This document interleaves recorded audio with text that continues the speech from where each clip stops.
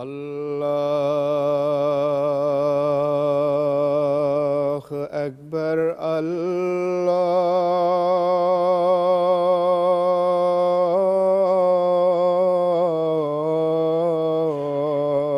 الله أكبر. الله أكبر.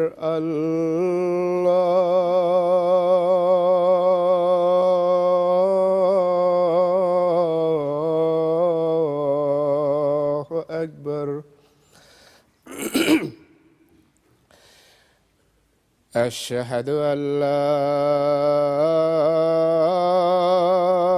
إله إلا الله. أشهد أن لا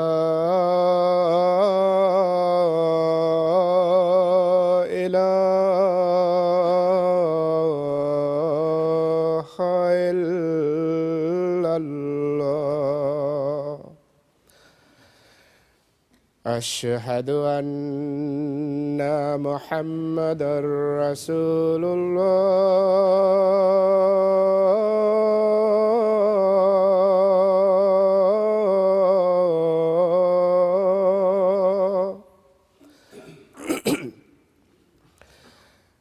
أشهد أن محمدًا رسول الله. حي على الصلاة.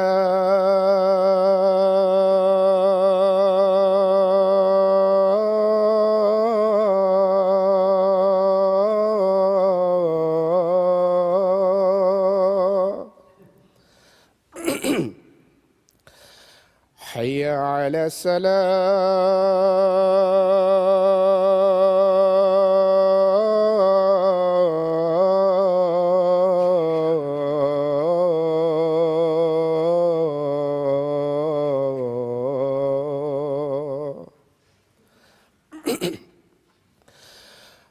حي على الفلاح.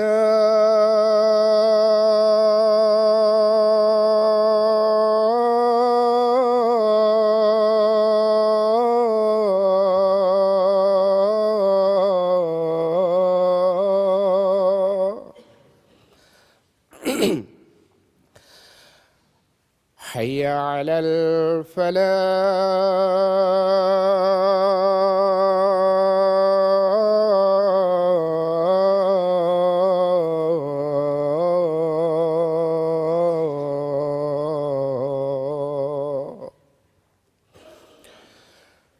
الله أكبر.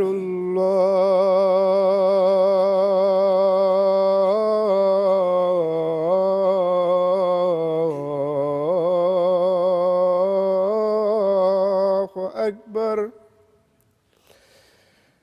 لا إله إلا الله.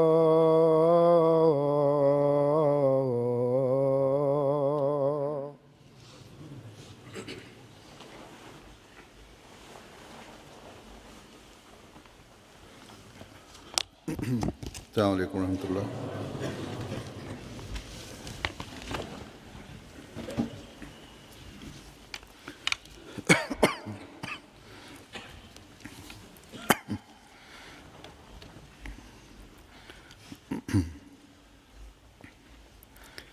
أشهد أن لا إله إلا الله وحده لا شريك له وأشهد أن محمدًا عبده ورسوله أما بعد فأعوذ بالله من الشيطان الرجيم بسم الله الرحمن الرحيم الحمد لله رب العالمين الرحمن الرحيم مالك يوم الدين إياك نعبد وإياك نستعين اهدنا الصراط المستقيم صراط الذين أنعمت عليهم غير المغضوب عليهم ولا الضالين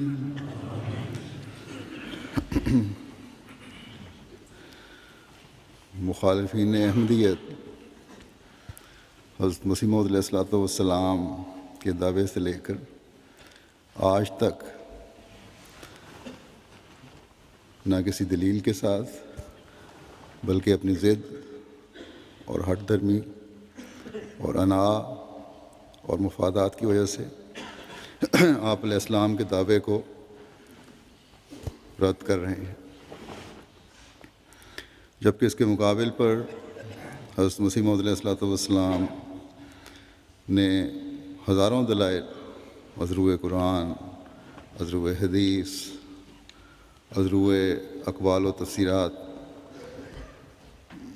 صلحاء و علماء گزشتہ سے ثابت فرمایا کہ آپ ہی وہ مسیح اور مہدی ہیں جس کی پیشگوئی قرآن و حدیث میں موجود ہے۔ پھر آپ نے اپنی تائید میں الہی نشانات کی تفصیل بیان فرمائی۔ ہر موقع پر اللہ تعالیٰ کا آپ کے ساتھ جو سلوک رہا اس کی روشنی میں واضح فرمایا، لیکن جن کے دلوں پر خدا تعالیٰ کی طرف سے مہر لگ جائے، جن کو خدا تعالیٰ ہدایت نہ دینا چاہے، انہیں کوئی ہدایت نہیں دے سکتا۔ ان کے دلوں کے قفل کوئی نہیں کھول سکتا، لیکن سعید فطرت لوگوں نے حضرت مسیح موعود علیہ الصلوۃ والسلام کو مانا، آپ کی بیعت میں شامل ہوئے۔ ان لوگوں نے حضرت مسیح موعود علیہ الصلوۃ والسلام کی بیعت کرنے کی سعادت پائی، جن کے مقدر میں خدا تعالیٰ نے ہدایت لکھ دی تھی۔ لیکن جو لوگ نام نہاد علماء کے خوف سے یا ان کے پیچھے چل کر آپ علیہ السلام کی بیعت میں نہیں آئے، وہ باوجود اللہ تعالیٰ کے فضل کے نازل ہونے کے، روحانی بارش کے برسنے کے، اس فضل اور روحانی بارش سے محروم رہے اور اب تک رہ رہے ہیں۔ لیکن اس کے مقابل پر جیسا کہ میں نے کہا، جن کو اللہ تعالیٰ ہدایت دینا چاہتا ہے، جن میں نیکی اور سعادت ہے، وہ حضرت مسیح موعود علیہ الصلوۃ والسلام کو قبول کر رہے ہیں۔ آپ کے وقت میں بھی قبول کیا اور آج تک کرتے چلے جا رہے ہیں، کیونکہ وہ جانتے ہیں کہ زمانے کے فساد کی حالت میں آنے کی تمام نشانیاں پوری ہو چکی ہیں۔ دنیا کی ہوا و ہوس زیادہ ہے اور خدا تعالیٰ کا خوف کم ہو چکا ہے۔ اس کی انتہا یہاں تک ہو چکی ہے کہ یہ نام نہاد مولوی اور ان کے چیلے اپنی گراوٹوں کی انتہا کو پہنچ چکے ہیں، اس حد تک گر چکے ہیں کہ احمدیوں پر ظلم ڈھانے کے لیے اللہ تعالیٰ کی کتاب قرآن کریم اور اس کے رسول کی حد تک سے بھی باز نہیں آتے، اور پھر کہتے ہیں کہ یہ تو قادیانیوں نے کی ہے۔ خود قرآن کریم کے پاکیزہ اور بابرکت اوراق کو، صفوں کو زمین پر یہ نالی میں پھینک دیں گے، کوڑے کے تھیلوں میں ڈال دیں گے، اور پھر کسی احمدی کا نام لگا دیں گے، اور احمدی کے فرشتوں کو بھی علم نہیں ہوتا کہ یہ ہو کیا رہا ہے۔ اسے تو اس وقت پتہ چلتا ہے جب پولیس اس کے گھر اسے پکڑنے کے لیے آ جاتی ہے، یا اس کے خلاف ان گندہ ذہنوں کے جلوس سڑکوں پر نکل رہے ہوتے ہیں، یا پھر ان کا یہ بھی طریق ہے کہ اسکولوں میں دیواروں پر غلط جگہ پر غلط طریقے سے ہمارے آقا و مطاع حضرت محمد مصطفیٰ صلی اللہ علیہ وسلم، جن کی عزت و ناموس پر ہر احمدی اپنے آپ کو قربان کرنے کے لیے ہر وقت تیار رہتا ہے، بلکہ اپنی اولاد کو بھی قربان کرنے کے لیے ہر وقت تیار رہتا ہے، آپ کا نام لکھ کر پھر اسکول کے احمدی بچوں کو نام لگا دیا جاتا ہے، اور بچوں کو اسکول سے نکال دیا جاتا ہے، اس وجہ سے ان پہ ظلم کیے جاتے ہیں، ان کو مارا پیٹا جاتا ہے، بلکہ ان معصوم بچوں پر حتیٰ کہ رسول کے مقدمات قائم کرنے کی کوشش کی جاتی ہے جس کی کوئی ضمانت بھی نہیں ہے، اور سزا بھی انتہا کی ہے۔ ایسی حرکت ہمارے احمدی معصوم بچوں کی طرف منسوب کی جاتی ہے جس کے متعلق کبھی سوچ بھی نہیں سکتے۔ بس جب اخلاقی گراوٹ اس حد تک چلی جائے، جب خدا تعالیٰ کا خوف دلوں سے بالکل ہی غائب ہو جائے، جب گھٹیا اور ذلیل حرکتوں کی انتہا ہونے لگے، تو پھر مظلوموں کی آہیں اور فریادیں اور پکاریں بھی اپنا کام دکھاتی ہیں۔ بس آج کل خاص طور پر پاکستان میں جو حالات ہیں جن سے احمدی وہاں گزر رہے ہیں، اس حالت میں جیسا کہ میں اکثر پہلے بھی کئی مرتبہ توجہ دلا چکا ہوں کہ اپنی دعاؤں کا محور صرف اور صرف ہمیں احمدیت یعنی حقیقی اسلام کی ترقی کو بنانا چاہیے، تاکہ اللہ تعالیٰ ان لوگوں کو کی جلد پکڑ کرے جو خدا اور اسلام کے نام پر ظلموں کی انتہا کیے ہوئے ہیں۔ خدا، اسلام اور حضرت محمد رسول اللہ صلی اللہ علیہ وسلم کو بدنام کرنے کی کوشش کر رہے ہیں۔ ہمیں ان دعاؤں کی طرف بھی توجہ دینی چاہیے کہ جو ان میں سے نیک فطرت ہیں ان کو اللہ تعالیٰ توفیق دے کہ وہ زمانے کے امام کو حضرت صلی اللہ علیہ وسلم کا سلام پہنچانے والے بنے۔ ہمارے مختلف پروگرام جو MTA پر آتے ہیں، ان میں سے جو لائیو پروگرام ہیں، ان میں کئی کالر اللہ تعالیٰ کے فضل سے حقیقت کو سمجھ کر پھر بیعت بھی کر لیتے ہیں۔ بس یہ نہیں کہ مسلمانوں میں سے اکثریت اس فساد اور ظلم کا حصہ ہے، لیکن یہ بہرحال ہے کہ ایک اکثریت خوف اور لا علمی کی وجہ سے احمدیت کے پیغام کو سمجھنا نہیں چاہتی، یا اگر سمجھتی ہے تو ملکی قانون کی وجہ سے خوف زدہ ہے، اور ملکی قانون ملا کے خوف سے احمدی کو عام شہری کے حقوق دینے کو بھی تیار نہیں۔ قانون کی حکمرانی نہیں ہے بلکہ ملا کی حکمرانی ہے۔ آج کل ملا نے کم علم مسلمانوں کے دلوں میں یہ بات ڈال دی ہے کہ نعوذ باللہ احمدی حضرت صلی اللہ علیہ وسلم کے بجائے حضرت مرزا غلام احمد قادیانی علیہ السلام کو آخری نبی مانتے ہیں، جبکہ یہ بالکل غلط ہے۔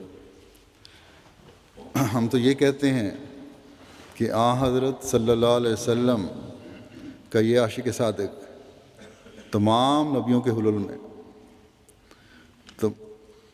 تمام مذاہب کے ماننے والوں کو حضرت خاتم الانبیاء صلی اللہ علیہ وسلم کے قدموں میں ڈالنے کے لیے آیا ہے، نہ کہ خود مقابلہ کرنے کے لیے۔ اور آپ علیہ السلام نے اپنے دلائل و براہین سے دنیا کے منہ بند کیے ہیں۔ اسلام پر حملے کرنے والوں کے آگے ایک سیسا پلائی دیوار کی طرح اب کھڑے ہو گئے۔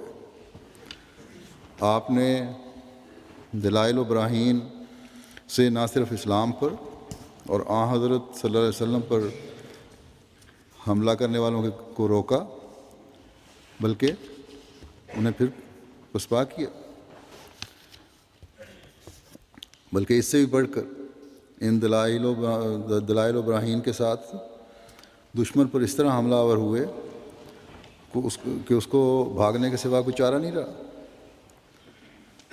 آپ علیہ السلام کو الہام ہوا کہ کل جاء الحق و زہق الباطل ان الباطل کان زہوقا کل برکت من محمد صلی اللہ علیہ وسلم فتبارک من علم و تعلم، یعنی کہ حق آیا اور باطل بھاگ گیا، اور یقیناً باطل بھاگنے والا ہی تھا۔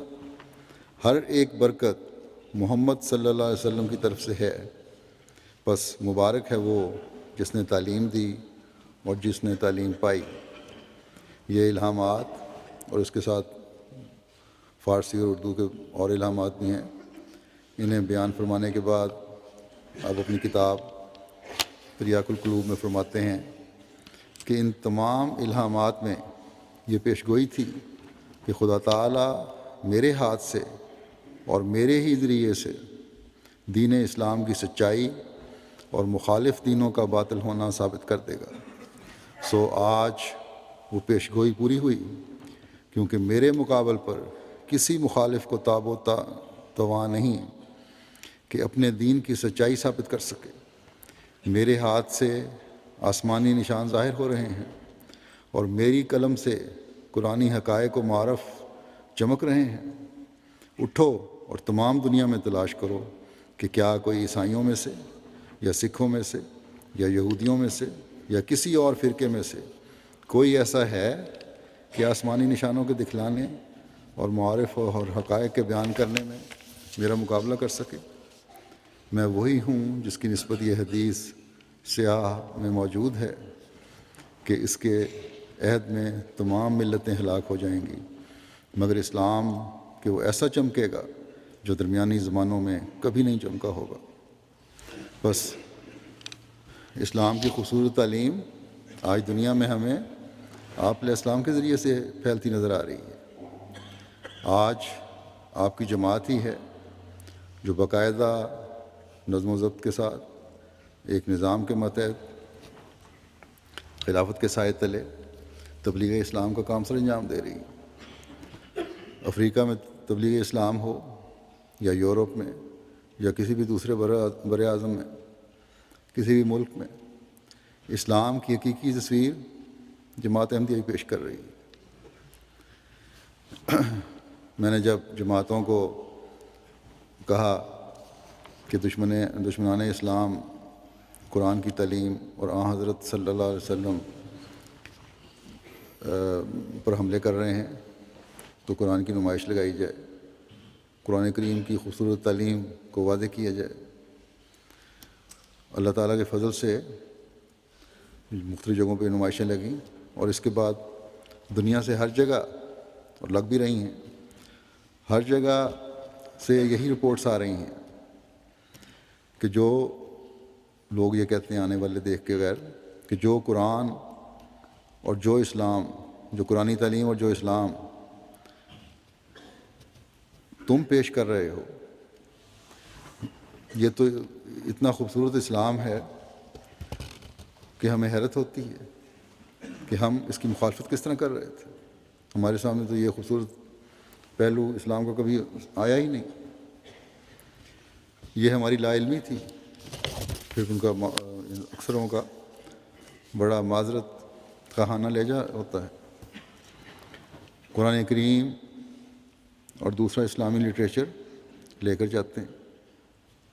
ان نمائشوں میں آنے والے پڑھے لکھے سلجھے ہوئے تعلیم یافتہ مسلمان بھی ہیں، عیسائی بھی ہیں، دوسرے مذہب والے بھی ہیں، اور سب بلا استثناء اس کام کو سراہ رہے ہیں کہ یہ عظیم کام ہے جو تم لوگ کر رہے ہو. لیکن بدقسمتی سے ایک ملا ہے، ان کا بھی ایک طبقہ ہے جو بعض ملکوں میں اس نمائش کی مخالفت کرتا ہے، اسلام کی تعلیم پھیلانے کی مخالفت کرتا ہے. میں نے شاید پہلے بھی بتایا تھا یہاں کہ ہندوستان میں دہلی میں ایک بہت بڑے ہال میں جو حکومت سے لیا گیا تھا کرائے پہ، ہم نے قرآن کریم کی نمائش لگائی تو اس پر وہاں کے ملا نے اپنے ساتھ چند شرپسندوں کو ملا کر اتنا شور مچایا کہ نمائش جو 3 دنوں کے لیے لگنی تھی وہ 2 دن میں سمیٹنی پڑی. لیکن ان 2 دنوں میں بھی اس نے اپنا بھرپور اثر قائم کیا. ایک بڑے پڑھے لکھے وہاں کے صاحب ہیں جن کا ایک مقام بھی ہے، نمائش کے بعد وہ قادیان آئے اور پھر بتایا کہ میں پہلی مرتبہ قادیان آیا ہوں اور اس طرف سفر کر کے آیا ہوں اور دیکھنا چاہتا تھا کہ قرآن کریم اور اسلام کی اتنی عظیم خدمت کرنے والے جہاں رہتے ہیں وہ جگہ بھی دیکھوں. اور پھر قادیان کی مختلف جگہیں دیکھیں، متاثر ہوئے. لیکن یہ بھی بڑے افسوس کی بات ہے، افسوس سے میں کہتا ہوں کہ یہاں یو کے میں ایک شہر میں گزشتہ دنوں میں نمائش لگا رہے تھے تو ملاؤں کے شور کی وجہ سے پولیس نے وہاں ہماری انتظامیہ کو نمائش نہ لگانے کی درخواست کی. ایسی درخواستوں کو اصول تو یہ ہونا چاہیے کہ ہمیں دلائل سے رد کر دینا چاہیے، لیکن وہاں کی مقامی جماعت یا مقامی انتظامیہ نے جماعت کی ان کی یہ بات مان لی اور نمائش کینسل کر دی. اگر یہاں اس ملک میں یا ان ملکوں میں یورپ میں جہاں ہر طرح کی آزادی ہے اور حکومت کی طرف سے آزادی دینے کا اعلان کیا جاتا ہے، اگر ہم نے ملا کو سر پر چڑھا لیا تو ہم اس ملک میں بھی شدت پسندی کو فروغ دینے والے بن جائیں گے. یہ بات ہمیں انتظامیہ کو بھی اچھی طرح باور کروانی چاہیے اور اس نمائش کا دوبارہ اہتمام کرنا چاہیے. بعض لوگ کہتے ہیں کہ خاموشی سے لگا لیجیے. اگر خاموشی سے لگانی ہے تو اس کو فائدہ کیا ہوگا؟ ایک طرف دعویٰ ہے کہ ہم نے جری اللہ کے مشن کو آگے بڑھانا ہے اور دوسری طرف پھر مداحنت بھی دکھائیں ہم. یہ نہیں ہو سکتا. اس ملک میں جیسا کہ میں نے کہا قانون کی حکمرانی ہے. حکومت دعویٰ کرتی ہے کہ یہاں قانون کی حکمرانی ہے تو قانون سے کہیں کہ تمہارا کام اس کو نافذ کرنا ہے اور ہر شہری کے حق کی ادائیگی کرنا اور اسے تحفظ دینا، اور یہ تم کرو. بہرحال یہ حال ہے ملا کا کہ غیر مسلم ممالک میں جیسے ہندوستان یا یہاں انگلستان میں جب قرآن اور اسلام کا پیغام پہنچانے کی کوشش ہوتی ہے تو غیر مسلم نہیں بلکہ یہ نام نہاد مسلمان علماء کھڑے ہوتے ہیں کہ ہیں یہ کس طرح ہو سکتا ہے؟ یہ ایسا خطرناک کام، قرآن کریم کی خوبصورت تعلیم کو پھیلانے کا کام یہ احمدی کر رہے ہیں. یہ ہم کسی طرح برداشت نہیں کر سکتے. یہ ہے ان اسلام کے ٹھیکیداروں کی اصل تصویر اور رخ. لیکن ہم نے اپنا کام کیے جانا ہے. ہم نے ہر صورت میں اسلام کے مخالفین کے منہ بند کرنے ہیں اور قرآن کریم کی تعلیم کو دنیا میں پھیلانا ہے انشاءاللہ تعالی. اور ہم یہ ظاہر ہے کرتے چلے جائیں گے تاکہ دنیا کو حضرت صلی اللہ علیہ وسلم کے قدموں میں لانے کی کوشش کریں. جیسا کہ میں نے کہا، مغربی ممالک کی یہ عمومی خوبی ہے کہ ہر ایک کو قانون کے سامنے ایک نظر سے دیکھتے ہیں. اس لیے یہاں ہمیں اگر ہمارے کام میں کوئی روک ڈالتا ہے تو قانون کی مدد لینی چاہیے. یہاں ان کے قانون کی برتری کی ایک مثال بھی پیش کر دیتا ہوں.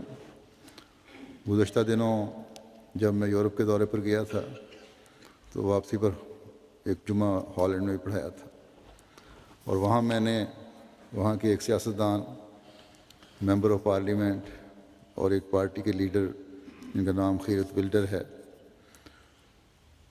ان کو یہ پیغام خطبے میں دیا تھا کہ تم لوگ اسلام کے خلاف اور آن حضرت صلی اللہ علیہ وسلم کے خلاف جو دریدہ دہنی میں بڑھے ہوئے ہو، گھٹیا قسم کی باتیں کر رہے ہو، دشمنی میں انتہا کی ہوئی ہے، اس چیز سے باز آؤ، نہیں تو اس خدا کی لاٹھی سے ڈرو جو بے آواز ہے، جو اپنے وقت پر پھر تم جیسوں کو تباہ و بربادی کر دیا کرتی ہے. وہ خدا یہ طاقت رکھتا ہے کہ تم جیسوں کی پکڑ کرے. میں نے یہ بھی کہا تھا کہ ہم دعاؤں سے، ہمارے پاس طاقت تو کوئی نہیں، ہم دعاؤں سے تم جیسوں کا مقابلہ کریں گے. اس خطبے کا خلاصے پر مشتمل پریس ریلیز جو ہماری پریس سیکشن ایک بھیجتا ہے، ان کے انچارج جب یہ ریلیز بنا کے لائے میرے پاس تو باقی چیزیں انہوں نے لکھی ہوئی تھیں، لیکن یہ فقرہ نہیں لکھا تھا. ان کو پھر میں نے کہا کہ یہ فقرہ بھی ضرور لکھیں کہ ہمارے پاس کوئی دنیاوی ہتھیار نہیں ہے. یہی میں نے کہا تھا، لیکن ہم دعا کرتے ہیں کہ تم اور تم جیسے جتنے ہیں وہ فنا ہو جائیں. اور حقیقت بھی یہی ہے کہ ہمارا اپنے تمام مخالفین اور دشمنوں سے مقابلہ یا تو دلائل کے ساتھ ہے یا پھر سب سے بڑھ کر دعاؤں کے ساتھ.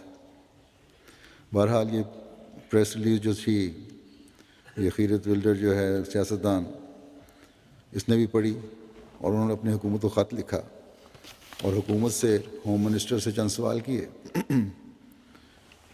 جب یہ وہاں گئے، اس پریس میں آئے، تو وہاں کی جماعت نے مجھے لکھا کہ اس طرح اس نے سوال کیے ہیں. وہ لگتا تھا کہ تھوڑی سی گھبراہٹ ہے جماعت والوں کو. اس میں نے انہیں کہا تھا کہ اگر ہوم آفس والے پوچھتے ہیں تو ڈرنے کی ضرورت نہیں ہے، پریشان بھی ہونے کی ضرورت نہیں، کھل کر اپنا موقف بیان کریں. بنیاد تو اس شخص نے خود قائم کی تھی جو غلط قسم کی حرکتیں کر رہا ہے، جس نے آن حضرت صلی اللہ علیہ وسلم پر غلط فلمیں بھی بنائی ہیں. انتہائی سخت زبان اس نے استعمال کی تھی، اسلام کو بدنام کیا تھا. ہم نے تو اس کا جواب دیا تھا اور یہ کہا تھا کہ خدا تعالیٰ اپنے نبی کی غیرت رکھنے والا ہے اور وہ پکڑ سکتا ہے، خدا تعالیٰ سے ڈرنا چاہیے. بہرحال اس نے یہ سوال جو بھیجے تھے اپنی حکومت کو، اس کا حکومت نے جواب بھی دیا. کچھ دنوں کے بعد اس کے سوالوں کا یہ وہاں اخبار میں بھی آ گیا ہے. پہلا اس نے سوال یہ کیا تھا ولڈر نے کہ کیا یہ آرٹیکل کہ world Muslim leader sends warning to Dutch politician Geert Wilders, عالمی مسلمان رہنما کی ہالینڈ کے سیاستدان گیرٹ ولڈر کو تنبیہ، آپ یعنی وزارت داخلہ ہالینڈ کے علم میں ہے؟ تو وزیر داخلہ نے اس کو جواب دیا کہ ہاں مجھے علم ہے، یہ آرٹیکل میں نے پڑھا ہے. پھر اس نے اگلا سوال اس کا یہ تھا کہ میرا نام لیا تھا، مرزا مسرور احمد نے یہ کہا ہے کہ سن لو کہ تمہاری پارٹی اور تمہارے جیسا ہر شخص بالآخر فنا ہوگا. یہ ولڈر نے منسٹر کو لکھا. پھر آگے وہ لکھتا ہے اس کی تشریح خود کرتے ہوئے کہ اس مفسدانہ بیان پر وزارت داخلہ اس اسلامی تنظیم کے خلاف کیا قدم اٹھانے کا ارادہ رکھتی ہے. ڈچ وزیر داخلہ نے جواب دیا کہ پریس ریلیز کے مطابق مرزا مسرور احمد نے کہا ہے کہ ایسے افراد اور گروہ کسی فساد یا دیگر سیکولر حربوں سے نہیں بلکہ صرف دعا کے ذریعے ہلاک ہوں گے۔ اس بیان پر میں کوئی ایسی بات نہیں دیکھتا جو کہ فساد کو ہوا دیتی ہو یا باعث فساد ہو، اس لیے مجھے کوئی وجہ نظر نہیں آتی کہ میں احمدیہ مسلم جماعت کے خلاف کوئی قدم اٹھاؤں۔ پھر تیسرا سوال اس نے کیا تھا کہ احمدیہ مسلم کمیونٹی ہالینڈ کا عالمگیر جماعت احمدیہ مسلمہ اور مسرور احمد سے کیا تعلق ہے؟ اس ڈچ وزیر نے جواب دیا کہ احمدیہ مسلم جماعت ہالینڈ عالمگیر جماعت احمدیہ مسلمہ کا ایک حصہ ہے۔ تو یہ ہے ان کا جواب۔ بس یہ ان لوگوں کی انصاف پسندی ہے۔ ایک سیاستدان نے، پارٹی کا لیڈر بھی ہے، ممبر آف پارلیمنٹ بھی ہے، اور پھر ان کا اپنا ہم مذہب ہے، جب سوال اٹھاتا ہے تو اس کا سوالوں کا انصاف پر مبنی جواب دیا جاتا ہے۔ سنا ہے ولڈر صاحب جو ہیں اب جماعت کے بارے میں مزید تحقیق کر رہے ہیں کہ کس طرح جماعت کے منفی پہلو حاصل کریں، لیکن جتنا چاہے زور لگا لیں یہ لوگ مخالفین، یہ الہی جماعت ہے اور ہمیشہ وہی بات کرتی ہے جو حق ہو اور صداقت ہو، اور یہی کچھ ان کو نظر آئے گا اس میں سے۔ بس ہمیں تو اس زمانے کے امام نے اسلام کا پیغام دنیا کے کونے کونے تک پہنچانے اور دشمن کا منہ دلائل سے بند کرنے کا فریضہ سونپا ہے، اور اپنی اپنی بساط اور کوشش کے مطابق ہر احمدی اس کام کو سر انجام دے رہا ہے۔ اور جہاں اسلام پر دشمنان اسلام کو حملہ آور دیکھتا ہے، وہاں احمدی ہے جو دفاع بھی کرتا ہے اور منہ توڑ جواب بھی دیتا ہے، سمجھاتا بھی ہے دنیا کو۔ اور یہ حضرت مسیح موعود علیہ الصلوۃ والسلام کے ذریعے سے ہی ملی ہوئی علم و معرفت ہے جس کو ہم استعمال کرتے ہیں، جس کی وجہ سے ہر احمدی بغیر کسی احساس کمتری کے بڑے بڑے لیڈروں اور مذہبی سربراہوں کو بھی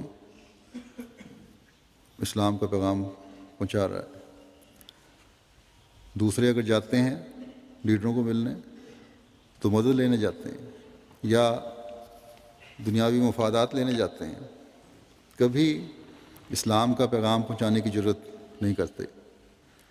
ابھی گزشتہ دنوں ہمارے کبابیر کے امیر صاحب کو ایک وفد کے ذریعے سے اٹلی جانے کی ان کا موقع ملا۔ جانے سے پہلے انہوں نے مجھے یہ بھی کہا کہ یہ وفد جو جا رہا ہے وہ اس میں کیونکہ ہر مذہب کے لوگ انہوں نے رکھے ہیں، مذہبی تقریب ہے، ایسی تقریب پیدا ہو رہی ہے کہ پوپ سے بھی ملاقات ہوگی، بلکہ پوپ کے بلانے پہ جا رہے ہیں، اس لیے اگر مناسب سمجھیں تو آپ کی طرف سے اسے کوئی پیغام دے دوں اور قرآن کریم کا تحفہ بھی دے دوں۔ تو میں نے انہیں کہا کہ بڑی اچھی بات ہے، ضرور دیں۔ چنانچہ انہیں میں نے یہاں سے اپنا پیغام لکھ کر بھجوایا کہ پوپ کو جا کے دے دیں۔ اس کی انہوں نے کاپیاں بھی کروا لیں، اور وہاں جب وہ گئے ہیں تو پوپ کو بھی دیا اور ویٹیکن کے اور بڑے بڑے پادری جو تھے ان کو بھی دیا۔ قرآن کریم کا تحفہ بھی پوپ کو دیا، اس کی تصویر بھی وہاں اخباروں میں آئی۔ ان کی رپورٹ کا ایک حصہ میں سناتا ہوں جو اس کے بعد انہوں نے لکھی، شریف عہدے صاحب نے۔ وہ لکھتے ہیں کہ خاکسار نے اٹلی میں پوپ کی رہائش گاہ ویٹیکن میں مورخہ 10/11/2011 کو ان مذہبی لوگوں کے گروپ کے ساتھ ملاقات کی جن میں اسرائیل کے حاخام اعظم جو ان کے بہت بڑے ربائی ہیں، اور کچھ عیسائی اور یہودی اور مسلمان عہدے داران شامل تھے۔ خاکسار نے پوپ کو میرا لکھتے ہیں کہ حضور کا خط پہنچایا اور انہوں نے بتایا کہ اس میں حضرت امام جماعت احمدیہ عالمگیر کا بہت اہم پیغام ہے۔ انہوں نے یہ خط خود اپنے ہاتھ سے وصول کیا۔ اسی طرح میں نے انہیں اٹالین ترجمہ قرآن کا بھی ایک نسخہ پیش کیا۔ اٹالین اور اسرائیل ٹی وی نے نیز اٹالین اخبارات اور اسرائیل کے عربی اور عبرانی اخبارات نے خاکسار کی تصویریں پوپ کے ساتھ نشر کیں۔ ملاقات کے بعد ویٹیکن ریڈیو پر ایک پریس کانفرنس تھی۔ میں نے اس میں حضور کے خط کا ذکر کیا اور خلاصہ بیان کیا اور صحافیوں میں اس خط کی کاپیاں تقسیم کیں۔ اسی طرح میں نے ویٹیکن میں مشرقی وسطی میں موجود چرچز کے ذمہ دار کارڈینل وغیرہ کو بھی کاپی مہیا کی۔ میں نے یہاں مذاکرات بین المذاہب کی کمیٹی سے بھی ملاقات کی اور انہوں نے اپنی کانفرنس میں مجھے بلانے کے لیے مجھ سے ایڈریس بھی لیا۔ ان کی اگلی کانفرنس آئندہ سال سرائیوو میں ہوگی۔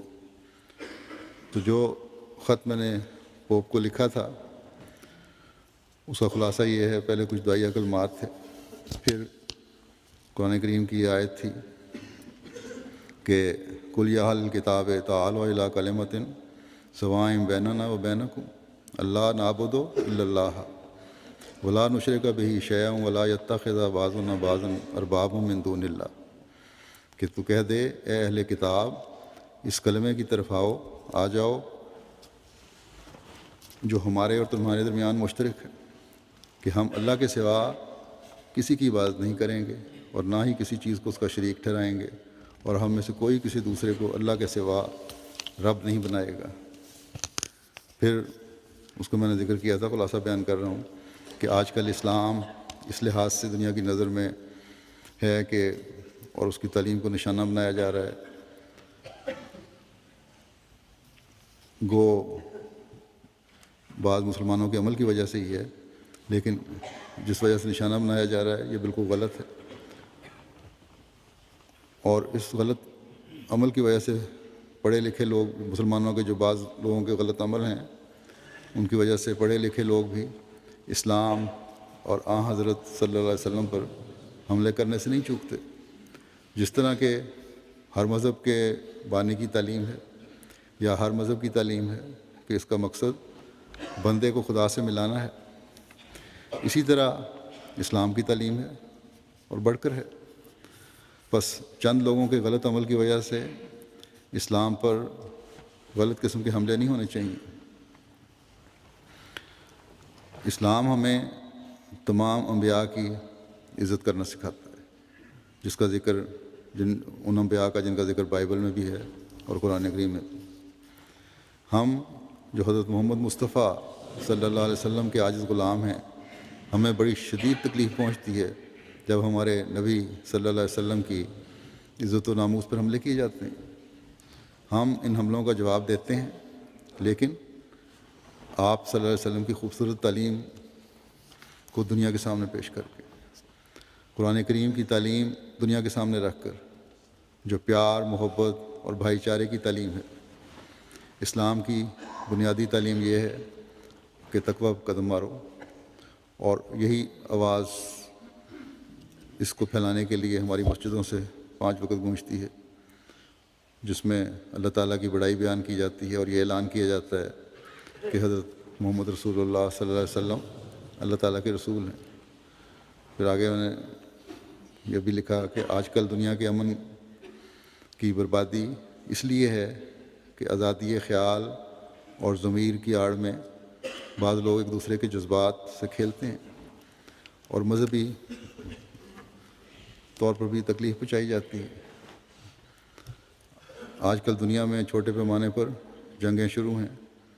آج دنیا کو ضرورت اس امر کی ہے کہ ان کو ختم کرنے کی کوشش کی جائے، ان جنگوں کو، ورنہ عالمی جنگ کی صورت بھی بن سکتی ہے، جس کی تباہی ناقابل بیان ہوگی۔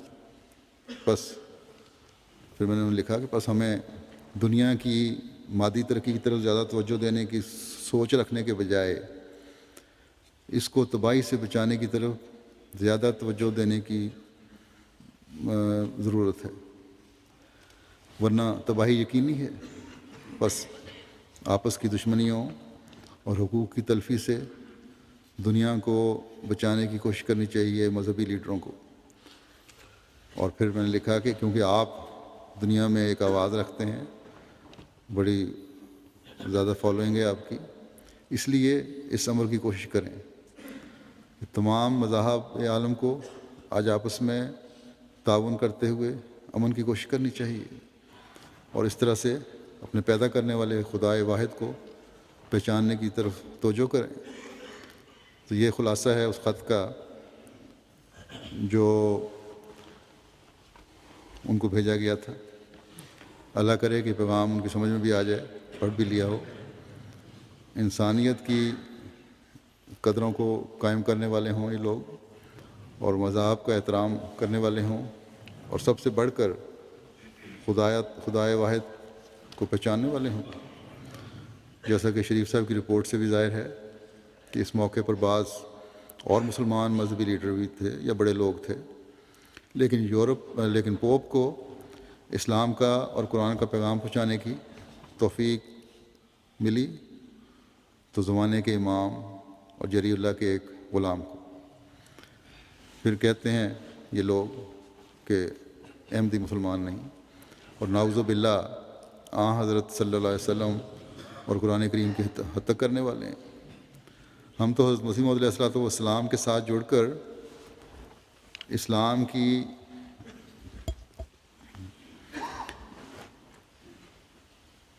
آج تک نئی شان سے کامیابیوں کے نظارے دیکھ رہے ہیں، بلکہ غیر جن کے دل میں بغض اور کینے نہیں ہیں وہ بھی اعتراف کرتے ہیں کہ حضرت مسیح موعود علیہ الصلوۃ والسلام کا جو کام ہے وہ یقیناً آپ نے اپنے مقصد کو پا لیا۔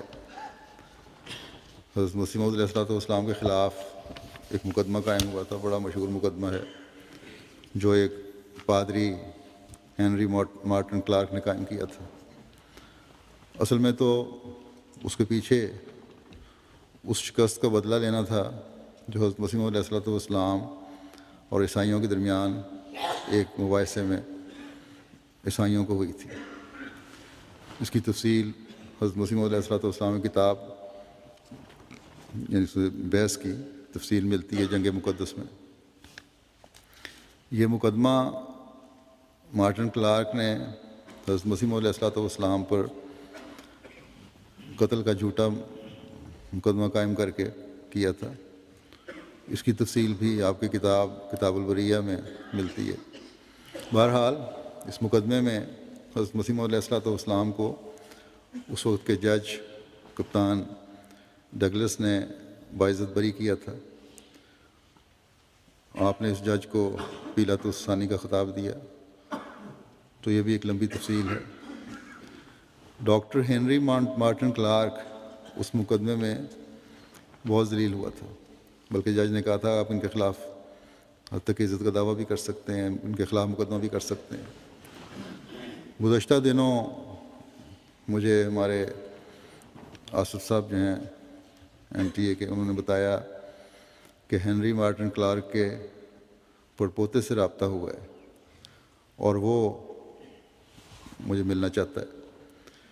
تو میں نے انہیں کہا کہ بڑی خوشی سے آ جائیں، کسی دن ان کو لے آئیں۔ چنانچہ وہ گزشتہ دنوں مجھے ملے۔ یہ ملنا تو خیر ایک ملاقات ہوتی ہے، لوگ ملنے آتے رہتے ہیں، لیکن جو باتیں انہوں نے کیں ان میں سے چند آپ کے سامنے بھی رکھتا ہوں جو حضرت مسیح علیہ السلام کی صداقت کی نشانی ہے۔ کس شان سے اللہ تعالیٰ آج بھی آپ کی تائید فرماتا ہے۔ میں نے باتوں میں جنگ مقدس کے حوالے سے بات کی تو کہنے لگے کہ میں تو اس بارے میں حال ہی میں نے تحقیق کی ہے اس بارے میں، لیکن آج مجھے اندازہ ہوا ہے کہ ہنری مارٹن کلارک ماضی میں کھو گیا ہے۔ یہ ان کا بیان ہے ان کے پڑپوتے کا کہ ہنری مارٹن کلارک ماضی میں کھو گیا ہے، جبکہ اس کے مد مقابل جو شخص تھا وہ دنیا بھر میں کامیاب ہے۔ کہنے لگے مجھے خود کچھ سال پہلے معلوم نہیں تھا کہ میرے پردادا کون ہیں۔ یہ تو ابھی حال ہی میں اپنے آباء و اجداد کی تلاش کر رہا تھا تو مجھے پتہ چلا کہ ہنری مارٹن کلارک میرے پردادا ہیں۔ بہرحال تقریباً آدھا گھنٹہ ہماری گفتگو ہوتی رہی، بڑے ٹھہرے ہوئے لہجے میں اور احتیاط سے میرے ساتھ بات کر رہے تھے۔ میں سمجھا شاید یہ ان کا انداز ہوگا، لیکن بعد میں آصف صاحب کو کہنے لگے کہ میں بڑے جذباتی کیفیت میں رہا ہوں ساری ملاقات میں۔ اور اس کے بعد آصف صاحب نے جو دوبارہ بتایا کہ کہ حضرت مسیح موعود علیہ السلام جب باتیں ہوئیں کہ بعض سخت الفاظ استعمال کیے ہیں ہنری مارٹن کلارک کے بارے میں، تو ان کو بتایا کہ وہ اس مارٹن کلارک کی ضد کی وجہ سے تھا، اس مباحثے کی صورتحال کی وجہ سے تھا جو اصول پیدا ہوئی تھی، باوجود اس کے کہ بڑا واضح ہے، سارے مباحثے کو پڑھ کے انسان اندازہ کر سکتا ہے کہ فتح اسلام کی ہوئی، لیکن وہ یہی نعرہ لگاتا رہا اور اس بات پہ اصرار کرتا رہا کہ عیسائیت جیت گئی۔ تو پھر آپ نے یہی فرمایا کہ دعا کے ذریعے سے فیصلہ ہو جائے تاکہ اللہ تعالیٰ واضح نشان دکھائے۔ اس پر وہ کہنے لگا بے ساختہ بہت کافی لمبی باتیں کی کہ God has certainly shown a sign even today, یعنی اللہ تعالیٰ نے یقینی طور پر نشان دکھا دیا، بلکہ آج بھی دکھا دیا نشان۔ اس کی ملاقات کا بھی اس نے ذکر کیا اس میں، تو اس کی تفصیل تو آصف صاحب کو میں نے کہا مضمون بنا کے لکھ دیں۔ بہرحال حضرت مسیح موعود علیہ السلام کی صداقت آج انہی دشمنان اسلام کی اولادوں کے منہ سے اللہ تعالیٰ ظاہر فرما رہا ہے۔ اگر سمجھ نہیں آتی تو ان ملاؤں کو جو دین کے ٹھیکیدار بنے ہوئے ہیں۔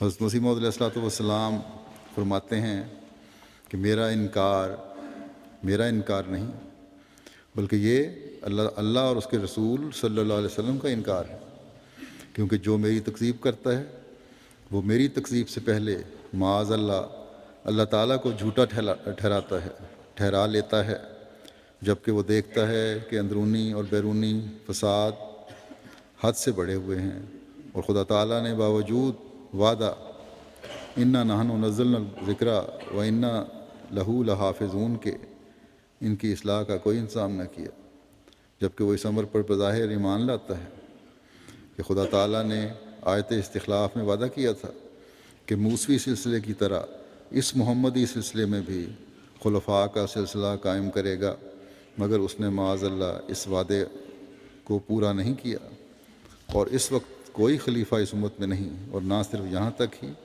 بلکہ اس بات سے بھی انکار کرنا پڑے گا کہ قرآن شریف نے جو حضرت صلی اللہ علیہ وسلم کو مثیل موسیٰ قرار دیا ہے یہ بھی صحیح نہیں ہے، معاذ اللہ، کیونکہ اس سلسلے کی عدم مشابہت اور مماثلت کے لیے ضروری تھا کہ اس 14ویں صدی پر اسی امت میں سے ایک مسیح پیدا ہوتا، اسی طرح پر جیسے موسوی سلسلے میں 14ویں صدی پر ایک مسیح آیا، اور اسی طرح پر قرآن شریف کی اس آیت کو بھی جھٹلانا پڑے گا جو آخرین منہم لما یلحقوا بہم میں ایک آنے والے احمدی بروز کی خبر دیتی ہے۔ اور اس طرح پر قرآن شریف کی بہت سی آیتیں ہیں جن کی تکذیب لازم آئے گی، بلکہ دعویٰ سے کہتا ہوں کہ الحمد سے لے کر والناس تک سارا قرآن چھوڑنا پڑے گا۔ پھر سوچو کہ کیا میری تکذیب کوئی آسان امر ہے؟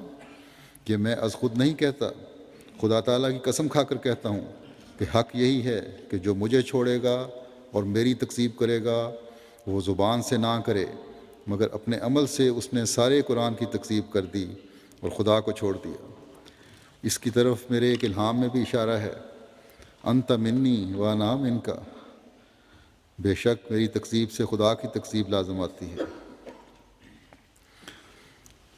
اور میرے اقرار سے خدا تعالیٰ کی تصدیق ہوتی اور اس کی ہستی پر قوی ایمان پیدا ہوتا ہے، اور پھر میری تکذیب نہیں، یہ رسول اللہ صلی اللہ علیہ وسلم کی تکذیب ہے۔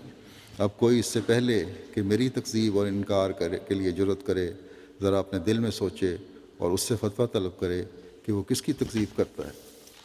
پھر آپ فرماتے ہیں بس تم خوب یاد رکھو،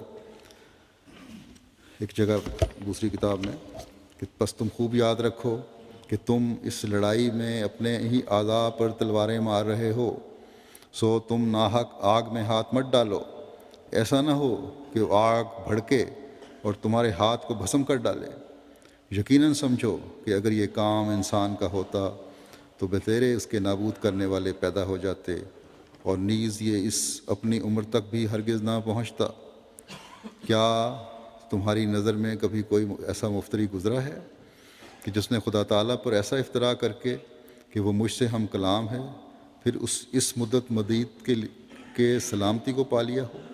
افسوس کہ تم کچھ بھی نہیں سوچتے اور قرآن کریم کی ان آیتوں کو یاد نہیں کرتے جو خود نبی کریم کی نسبت صلی اللہ علیہ وسلم کی نسبت اللہ جل شانہ انہیں فرماتا ہے اور کہتا ہے کہ اگر تو ایک ذرہ مجھ پر افترا کرتا تو میں تیری رگے جان کاٹ دیتا۔ پس نبی کریم صلی اللہ علیہ وسلم سے زیادہ تر کون عزیز ہے کہ جو اتنا بڑا افترا کر کے اب تک بچا رہے، بلکہ خدائے تعالیٰ کی نعمتوں سے مالا مال بھی ہو۔ سو بھائیو، نفسانیت سے باز آؤ اور جو باتیں خدائے تعالیٰ کے علم سے خاص ہیں ان میں حد سے بڑھ کر ضد مت کرو، اور عادت کے سلسلے کو توڑ کر اور ایک نئے انسان بن کر تقوی کی راہوں میں قدم رکھو تا تم پر رحم ہو اور خدا تعالیٰ تمہارے گناہوں کو بخشتے ہوئے۔ سو ڈرو اور باز آ جاؤ، کیا تم میں ایک بھی رشید نہیں؟ وَإِن لَّمْ تَنْتَهُوا فَسَوْفَ يَأْتِي اللَّهُ بِنُصْرَةٍ مِّنْ عِندِهِ وَيَنصُرُ عَبْدَهُ وَيُمَزِّقُ أَعْدَاءَهُ وَلَا تَضُرُّونَهُ شَيْئًا۔ اگر تم باز نہ آئے، پس قریب اللہ تعالیٰ اپنی خاص نصرت کے ساتھ آئے گا اور اپنے بندے کی مدد کرے گا، اور اس کا دشمن پیسا جائے گا اور اس سے کچھ بھی نقصان نہ پہنچا سکو گے۔ اللہ کرے کہ حضرت مسیح موعود علیہ السلام کے مخالفین کو کچھ عقل آئے اور اس پیغام کو سمجھنے والے ہوں۔ اللہ تعالیٰ تمام احمدیوں کو ہر جگہ ہر قسم کے شر سے محفوظ رکھے اور ہمیں زیادہ سے زیادہ اس کے آگے جھکنے، اپنے آگے جھکنے اور دعاؤں کی توفیق عطا فرمائے۔ اب نمازوں کے بعد میں آج بھی چند جنازے پڑھاؤں گا، جس میں سے پہلا جنازہ محترمہ مریم خاتون صاحبہ اہلیہ مکرم زکری صاحبہ چبارہ ضلع لیا کا ہے۔ یہ 5 دسمبر 2011 کو شام تقریباً 5 بجے جماعت احمدیہ چبارہ ضلع لیا میں چند غیر احمدی افراد نے ایک احمدی فیملی پر حملہ کیا، جس کے نتیجے میں موقع پر بھی آپ کی وفات ہو گئی۔ انا للہ و انا الیہ راجعون، یعنی یہ شہید خاتون ہیں۔ آپ کا گھر مربی ہاؤس سے ملکہ ہے۔ اس رقبے میں دیگر چند احمدی گھرانے بھی آباد ہیں۔ چند سال قبل اسی جگہ مخالف فریق نے مشترکہ کھاتے سے زمین خریدی اور بعد میں محکمہ مال سے ساز باز کر کے مرحومہ کے خاندان کا انتقال اراضی منسوخ کروا دیا۔ مقدمہ عدالت میں زیر سماعت بھی ہے۔ پہلے بھی مخالف فریق نے حملہ کیا تھا قبضہ کرنے کے لیے، کامیاب نہیں ہو سکے تھے۔ واقعے کے روز اس گروہ نے رقبے پہ قبضہ کرنے کی کوشش کی۔ مزاحمت کرنے پر بظاہر اینٹ مار کر، جبکہ پوسٹ مارٹم رپورٹ میں کسی کے دستے کے وار سے یہ شدید زخمی ہو گئی اور موقع پر ہی جانے آفرین کی سپرد کر دی۔ احمدیت کی وجہ سے ساری مخالفت تھی۔ ان کے خاوند کی 2 بہنیں بھی زخمی ہوئی ہیں، لیکن ان کی حالت اب تسلی بخش ہے۔ مرحومہ کی عمر 25-26 سال تھی۔ یہ پورا خاندان پیشے کے لحاظ سے ذمہ دار ہے۔ ان کے خسر 1992 میں جب یہ رقبہ خریدا تو اس میں سے احمدیہ مسجد کے قریب واقعہ ایک کنال کا پلاٹ جماعت کو پیش کیا، جس پر اب مربی ہاؤس تعمیر ہو چکا ہے۔ مخالف فریق کافی عرصے سے اس پر قبضہ کرنے کی کوشش کر رہے تھے اور ہائی کورٹ تک یہ مقدمہ گیا ہوا تھا۔ ہائی کورٹ میں بھی ناکامی ہوئی۔ اس کے بعد انہوں نے ریکارڈ تبدیل کرنے کی کوشش کی، اور وہاں جس طرح کے پاکستان میں طریق ہے، یہ مل کر ساز باز کر کے اور اس کو ریکارڈ کو تبدیل بھی کروا لیا اپنا نام، لیکن بہرحال مقدمہ بھی چل رہا تھا۔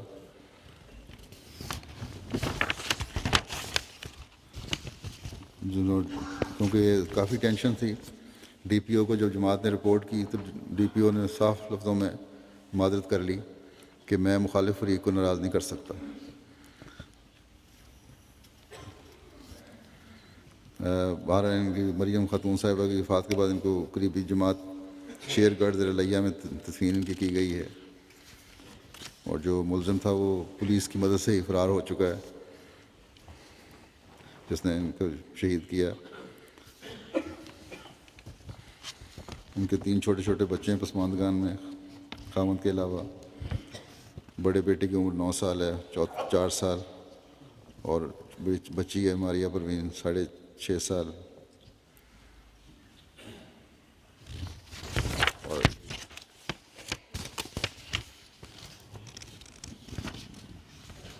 بچہ ہے 5.5 سال کا.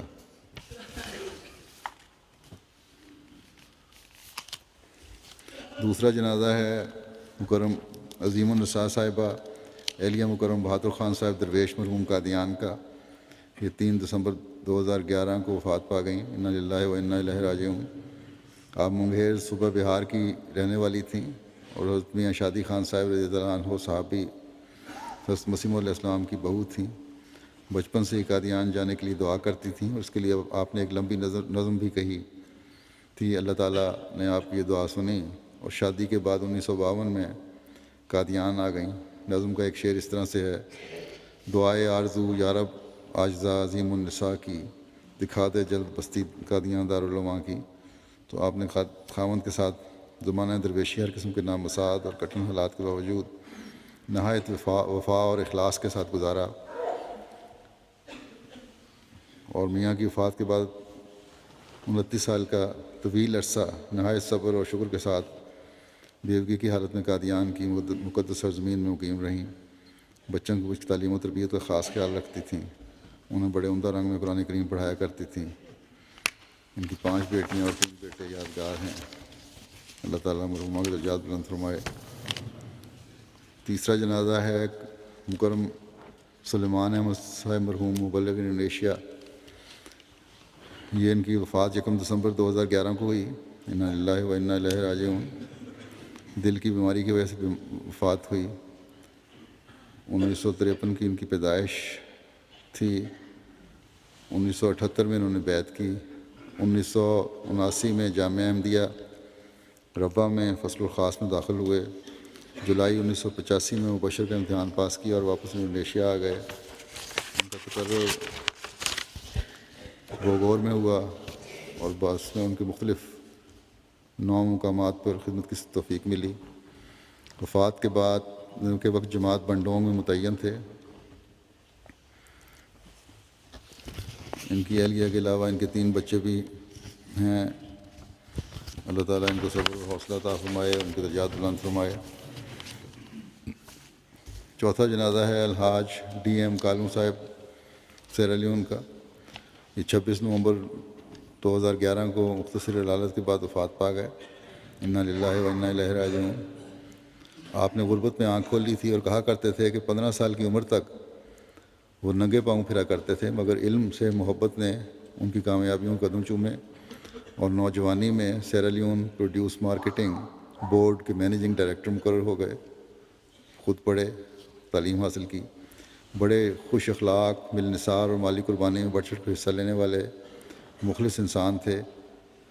ان کے عثمان گان میں 2 بیٹیاں اور 4 بیٹے ہیں.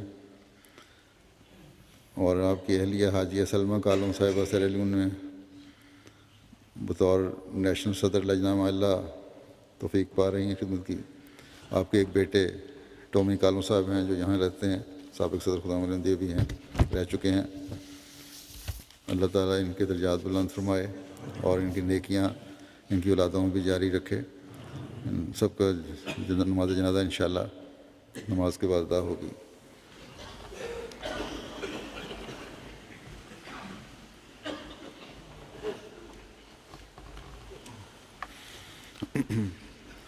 الحمد للہ نحمده ونستعینه ونستغفره ونؤمن به ونتوکل علیہ ونعوذ باللہ من شرور انفسنا ومن سیئات اعمالنا.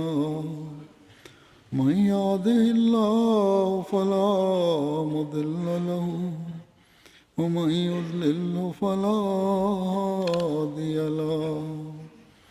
ونشهد أن لا إله إلا الله ونشهد أن محمدا عبده ورسوله. عباد اللہ رحمکم اللہ ان اللہ یأمر بالعدل والإحسان وإیتاء ذی القربى وينهى عن الفحشاء والمنكر والبغي يعظكم لعلكم تذكرون اذكروا الله يذكركم وادعوه يستجب لكم ولذكر الله أكبر.